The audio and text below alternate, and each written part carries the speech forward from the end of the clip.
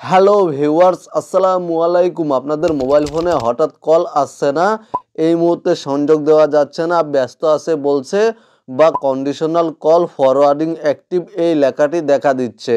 মূলত এই সমস্যাগুলো দেখা দিলে কিভাবে এই সমস্যাগুলো সমাধান করবেন তা আজকের ভিডিওতে আমি আপনাদেরকে দেখিয়ে দেব। আপনারা জাস্ট ভিডিওতে একটি লাইক করে দিবেন এবং চ্যানেলে নতুন দর্শক হয়ে থাকলে চ্যানেলটি সাবস্ক্রাইব করে সাথেই থাকবেন।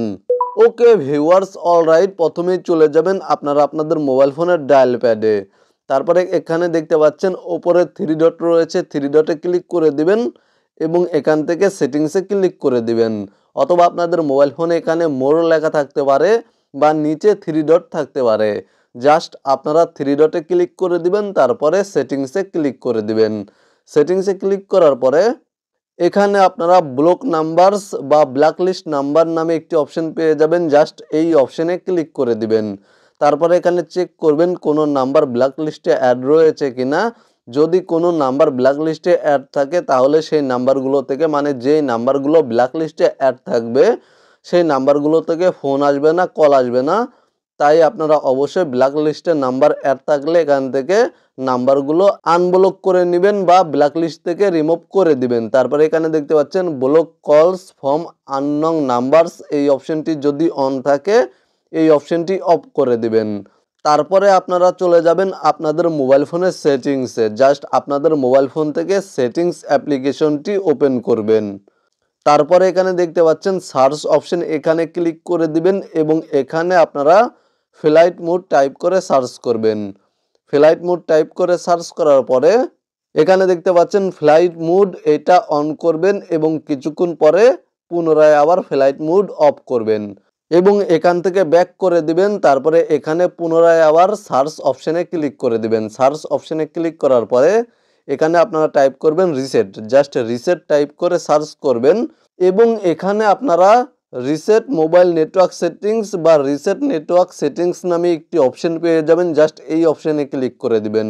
তারপরে এখান থেকে দেখতে পাচ্ছেন রিসেট মোবাইল নেটওয়ার্ক সেটিংস, এই সেটিংসে পুনরায় আবার ক্লিক করে দিবেন এবং এখানে দেখতে পাচ্ছেন সিম 1 সিলেক্ট করা রয়েছে, এখান থেকে সিম 1 সিলেক্ট করা থাকবে। জাস্ট নিচে দেখতে পাচ্ছেন রিসেট সেটিংস, এই অপশনে ক্লিক করে দিবেন। তারপরে আবারও এখান থেকে আপনারা সিম 2 সিলেক্ট করে নেবেন এবং রিসেট সেটিংসে ক্লিক করে দিবেন এবং এখান থেকে আপনারা সিম 1 এবং সিম 2 দুই সিমেরই নেটওয়ার্ক সেটিংস রিসেট করে নেবেন। জাস্ট এই সেটিংসগুলো করার পরে আপনারা আপনাদের মোবাইল ফোনটি একবার অফ করবেন। অফ করার পরে পুনরায় আবার অন করবেন।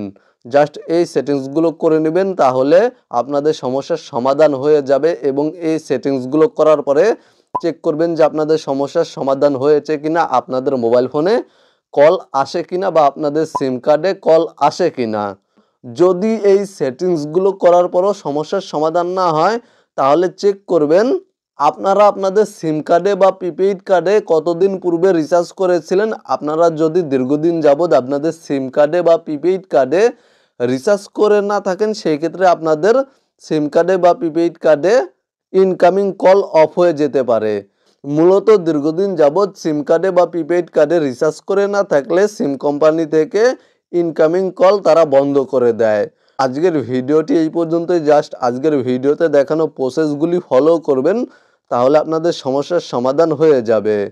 ভালো থাকবেন, সুস্থ থাকবেন, চ্যানেলটি সাবস্ক্রাইব করে সাথেই থাকবেন।